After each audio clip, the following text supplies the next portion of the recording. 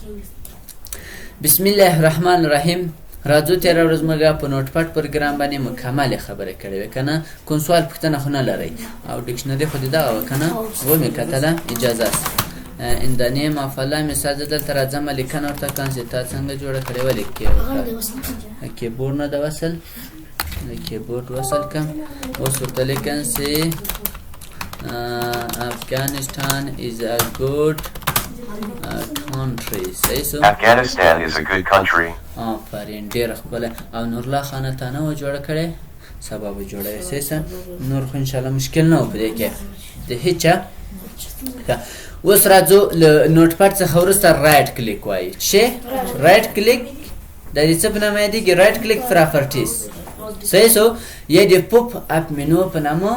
هم یادېږي. اوس راځو اول چې د پوپ اپ منو کې رایټ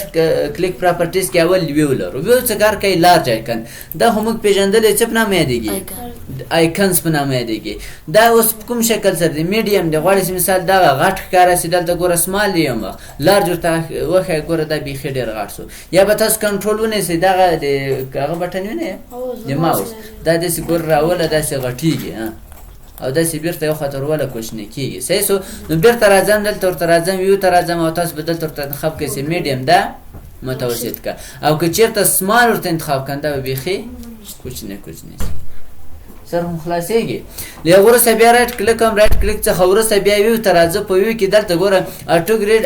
اټو ارینج آیکن لرو. دا څه کار کوي؟ یو مې مثال دې خواته راکش کړو، بل مې دې خواته راکش کړو. ګوره ټول مې ګډوډ کړل که نه کړل ګډوډ؟ اوس ټول ګډوډ دي. غواړئ چې دا منظم کړې، نو دا طریقه خو ډېره سخته ده. چې به یا بیا ورلته به جای نو فقط رایټ کلیک وکړه. رایټ کلیک څخه وروسته ویو لرو. ویو ته کله چې کلیک وکړو اټو ارینج آیکن باندې کلیک وکړو، اتوماتیک سره برابر شو که نه شو؟ اوس یې نه شئ کولی، د وجې څخه بل ځای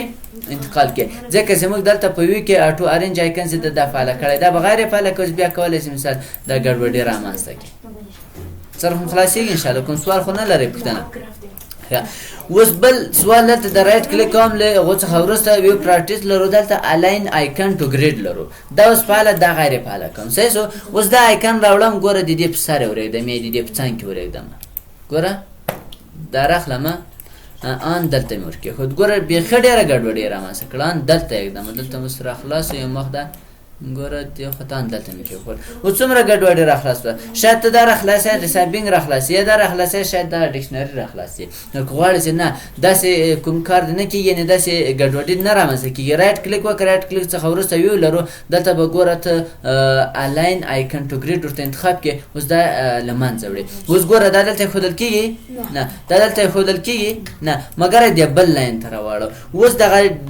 مکمله د ډسټاپ صفحه چې ده لاین کوي. څه رقمې لاین کوي؟ مثال ګوره راځم په دغو شکل سره لاین کوي. یو لاین دغه شو، دا خو ډېر سره ګډوډ شو، دا مې نه واخیستې ځکه داسې ګډوډ شو. صحیح؟ دا رقمې لاین درته کوي په دغو شکل سره.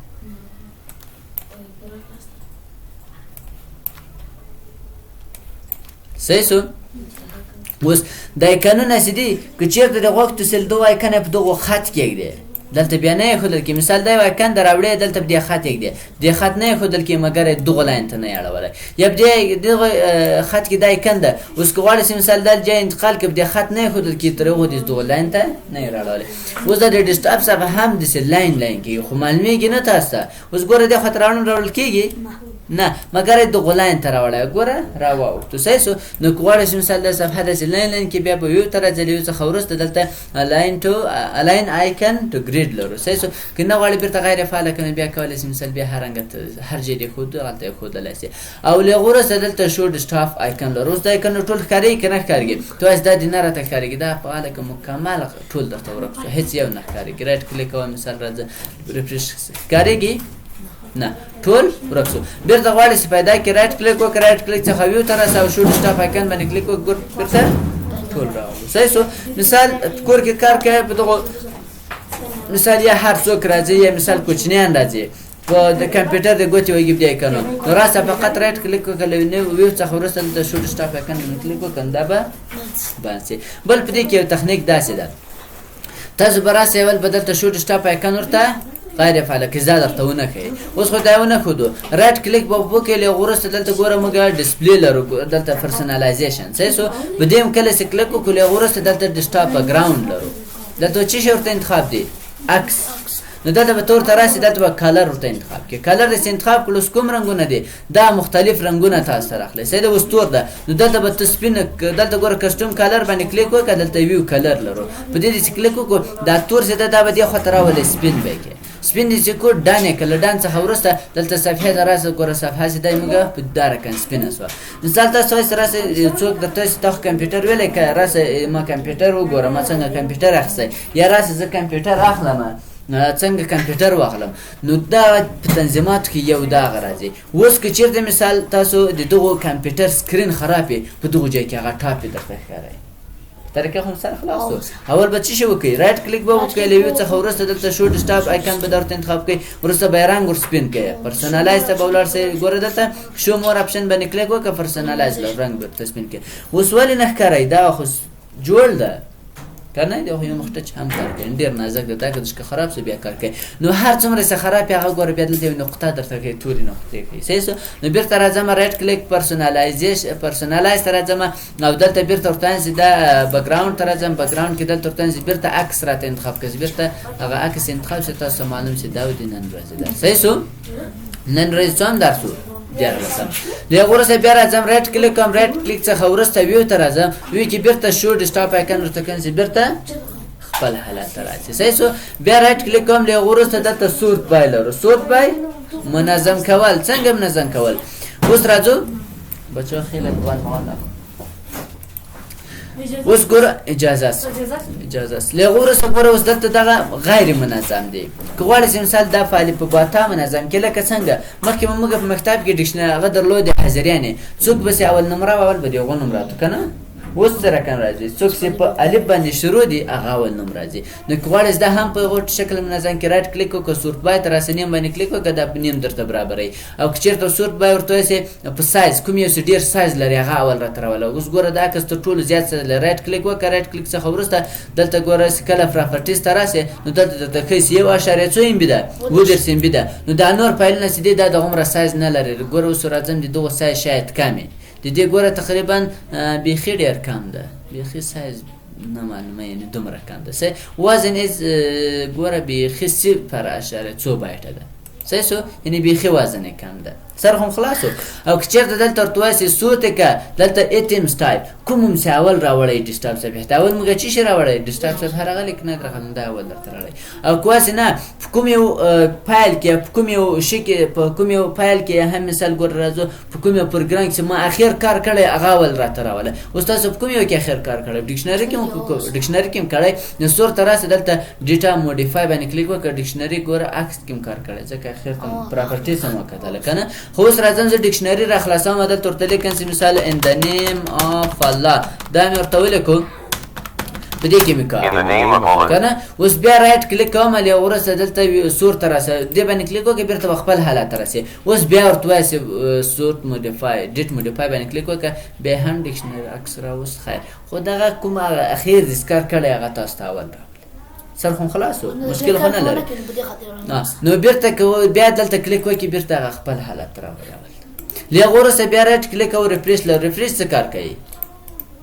ریفریش مثلا کمپیوټر ریفریش آفرین تازه کوي که چېرته مثال تاسو کمپیوټر یو څه ضعیف مثال یو ځای بند کېدو نو ته راځه رایټ کلیک او رایټ کلیک څخه وروسته ریفریش باندې کلیک او ګورئ تاسو کمپیوټر به ریفریش کیږي تازه کیږي شارکټ چې ده شارکټ له کیبورډ څخه F5 د F5 باندې فلیک هغه پریس کوه ګوره هغه هم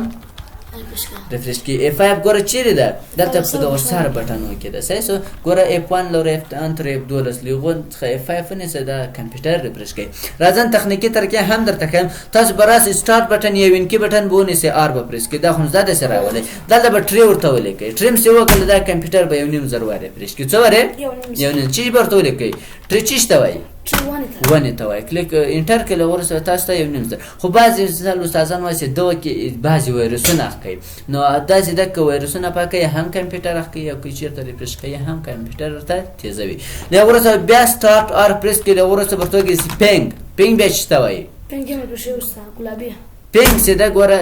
انټر کله غوړ تاسو دا کمپیوټر زر ور ریفرش کوي پینګ سیده یو ډول د مرغۍ आवाज په انګلیسي کې غوته وای سیسو نو کله چې پینګ ولیکل پینګ څخه ورسه انټر کې ګوره تاسو دا زر ور ریفرش کوي سر هم خلاصو مشکل خو نه لري دا تاسو په ادرس بار کې هم لیکلای شئ چې چیرته تاسو ادرس بار درلود سیسو اوس موږ ادرس بار نه لرو ان شاء الله راتلونکي درسو کې باید څنګه ادرس بار راول نه لغه ورسه بیا راځو دلته فیشر کټ لرو او انډو لرو ریډو لرو نیو لرو نور به بیا بس سیسو اوس یو فیس لرو بل فیس شارکټ لرو دا څه کار ده اوس زه د دغه کافي راخلم یا هم مثال ګوره دلته د دغه فارمولاس په نامه د دې یو کافي اخلم کله چې کافي کلیک اوس ګور رائټ کلیک وکړه بعضې وختو کې دا کار نه کوي ځکه چېرته موږ کافي وانه خلو دی په نه فیسټ کار کوي نه فیس شارکټ کار سیسو په وینډوز 10 کې دلته دواړه په یو ځای راغلي خو په وینډوز 11 کې ده دلته پورته درته راغلي سیسو اوس کې پیسټ باندې کلیک وکم ګوره د دغه فایل یو کافي راته واسطه کوي نه خزده خو اوس زه دا ډیلیټوم اصل فایل ډیلیټوم ډیلیټ څه ډیلیټ نه سو خو دې باندې کلیک کوم دا کار کوي کې نه کوي ځکه چې مې کو پیسټ مې کو او که چیرته د دې فیس شارکټ واخلم ګوره فیس شارکټ کلیک کوم اوس به موږ ته شارکټ جوړ کړي دا شارکټ جوړ کو دا علامه خو نه دا د فیس شارکټ ده اوس دا کله چې کلیک کوم کار کوي نه ول نه کوي نه به شارکټ ده هغه اصلي فایل چیر دا ډیلیټ شوی ده سیسو نو دا به هم ډیلیټ کې اوس کې د ډیر هغه واخلم ګوره دا کافي کوم له کافي څخه ورسه دلته ورته فیسټ خو کې کلیک کوم بیا کار کوي دواړه کوي اصلي ډیلیټ کوم هم کار کوي کې ډیلیټ نه کوم هم کار کوي په شارکټ مې کلیک کوي دی یو شارکټ کې راته جوړ کړه ګوره اوس کلیک او کار کوي ولې ځکه اصلي فایل است اصلي فایل موجوده تر اوسه خو که دا ته ډیلیټ کې دا مې ډیلیټ کو اوس راځه دا کار کوي نه ریسټور هغه ډیلیټ کړی بیرته راوله کلیک وکړه ګوره هغه بیرته راوځ دلته دا اتوماتیک درته خلاص سر هم خلاصو فیس سیده یعنی که چیرته هغه اصلي فایل موجوده هم دا کار کوي او که چیرته هغه نه موجوده هم کار کوي فیس شارکټ سیده که چیرته اصلي فایل نه موجود بیا کار نه کوي بل انډو لرو انډو څه کار کوي راځم دا ډیلیټ هم رائټ کلیک مې پوکو دی ورسره ګور موږ ډیلیټ لرو اڅه سو ډیلیټ سو اوس غواړې دا بیرته راولې دلته ګور انډو لرو شارکټ یې کنټرول کلیک وکړه ګور دا بیرته راوس کړه نو استاد سیسو او کوڅه دا بیرته بوزه ریډو یې کا اوس کلیک وکړه دلته ریډو لرو ګور رائټ کلیک وکړه ورسره ریډو هم راغلی کنټرول وای شارکټ کلیک وکړه هغه بیرته لمانځه لاړ شي بل نیو لرو په نیو کې کوم کار نه کیږي رائټ کلیک کوم له ورسره نیو لرو نیو کې چیرته غواړئ نوې فولډر راخلاص کړئ او شارکټ راخلاص کړئ کوم پروګرامونه ستاسو خپل کمپیوټر کې نصب کړي دي هغه لیست هم دلته راځي ګوره مایکروسافټ ایکسس وورډ او پاور پوینټ وورډ هر پروګرام کلیک ورته ماته وورډ پروګرام کاته کلیک وکړه وورډ پروګرام راغلی دی سه کلیک کړه کلیک څخه وروسته تاسو کمپیوټر وورډ پروګرام راخلاصي خو راځو دلته چې لرو نیو فولډر لرو غواړئ یو فولډر خلاص کړئ کلیک وکړه نیو فولډر سو د فولډر او د فایل ترمنځ څه فرق ده اوس دا څه ده فایل ده ډکشنری څه ده فایل ده او عکس فایل ده فلم فایل ده فولډر ده فایل څه ته ویل کیږي فولډر فایل هغه ته ویل کیږي چې معلومات پکې داخل وي یعنی معلومات ساتلو ته فایل کیږي په دې کې معلومات ذخیره دي کنه دي ذخیره په ډکشنری کې داخل کې موږ کوم کوډینګ سره کړه معلومات دي کنه ده عکس را خلاصون پاکس کې معلومات دي کنه دي فلم را خلاصون په کې معلومات کې نه یمنو نو داس ده فایل سو فولډر سده فولډر ده فولډر بیا د فایلو د ذخیره کول لپاره استفاده کوي فایل سده د معلومات د ذخیره کول لپاره استفاده کوي او فولډر سده د فایلونو د ذخیره لپاره استفاده کوي مثال دا فایل نه ټول انتخاب کوز د فولډر ته کاش کور واده چال دا ټول درته یو ځای کړل ذخیره پروسس نو دا غیر فولډر جوړولو طریقه سبا ته کوم کار نه کو بس ته دی نن فقط راغلو نیو فولډر جوړ کو سبب دی غو څنګه کولای شو به نو فولډر جوړ کو په کوم نوم سره فولډر جوړیږي په کوم نوم سره فولډر نه جوړیږي سیسو او خبره و فقط په شارکټ کې په څو طریقو سره کولای شي کمپیوټر خاموش کې په څو طریقو سره کولای شي صاحب شپږو کومې کمپیوټر خاموشول څه کړه پروګرام څه وته نه کمپیوټر خاموشول کامپیوټر کا مشم له اوسه یو تر کوم نه کومه الټ 4 آفرین آلټ 4 یو خود ښه آلټ 4 ان شاء الله نورې طریقې به هم درکړم تقریبا لاس طریقې د پیغو به ټولو غوي هغه باندې وایرس باندې کار نه کا فولډر چې ورکه اوسه ښه هغه وایرس کې ګوره داسې تاسو دوه ځای کې مشکل ده مثال ګوره زه نوټ پاد پروګرام را خلاصوم کنه دا فولډر د څه په نامه ده یا راځم رائټ کلیک کوم نوې فولډر هم ورته اخلم نوې فولډر مرتوس دلته نو مارکو خان صحیح سو د خان څخه ورسره راسته اټریب ورته ولیکه ګوره سپیل به سم لیکي اټریب فاصله د څه په نامه ده خان اوس ورته مثبت اچ دا خو ورکه چې دا بیرته لور پټ نه هم را خلاصول پیدا کولای شو لغه نه ل کنټرول پینل نه او کویس نه پیدا نشي هغه مثبت ای او مثبت ار مثبت اس هم ورته استفاده کوي سره هم خلاص خو تاسو په دوه طریقې کې غلط کړو خو راځم دلته تاسو په طریقې کار نه کوو ځکه کنه ولې کار نه کوو ضرورت انسه خان نقطه بی ټیپ دو نمبر ته ذخیره کې انټر کړل سي انټر کو د انټر څخه ورسره ګوره ذخیره سو کنه دا د ذخیره سو اوس په دې باندې کلیک اوس کله کلیک وکړو اوس ګوره داول نو ورکیږي رائټ کلیک وکړه ریفریش نو ورکیږي کنټرول پینل ته براسو کنټرول پینل ته کله سرالو او فولډر افشن ته ویو ته دلته ډون شو هاید ګوره دلته موږ شور کړی رائټ کلیک او دلته ورته سي اډیټ دلته ګوره موږ خپل چې غلط کړی که نه دا غلط کړی اوس یې ورته سیو که کله نسي سیو که اوس راځه داسې کله سیو سو اوس نه سیو سو کلیک وکړه ګوره مالته سلاش اضافه ورکړی او فاصله مې بیرته راپیدا کوي بیا راځه یو بل فولډر ورته جوړ کړي نوټ پاډ ته کله چې راغلو بیا ورته ولیکه چې اټریب صحیح سو اټریب څخه وروسته فاصله کله چې فاصله ورکړي چا په نوم د خان منفي اچ له ورسته کله چې منفي اچ ولیکو د هم ذخیره کړه دوستان چې د خان 2 په نامه نقطه یا ګوره دلته خان 2 نقطه بی ټی انټر کله چې انټر کله ورسته راځه د هم اوس به دې باندې کلیک او ګوره دا به بیرته راځي څه دا د سر تر ګوره سر تر د ځکه غیر هغه دلته سیټینګ کې دلته ویو کې ست تاسو ورته انتخاب کړئ چې الاین ټو کریډوس نه راځي صحیح سو خانه بیرته ډیلیټ مشکل خو نشته هر څه مشکل دی نو دا راځم دواړه ډیلیټ مشکل خو نشته تر دې چې کوم سوال پوښتنه خو نه لري نو سبا د ان شاء الله مکمل درس په نیو فولډر نیو شارټکټ کې ده او څنګه په فولډر کې هم یو څه تخنیکونه ده پیو بغایو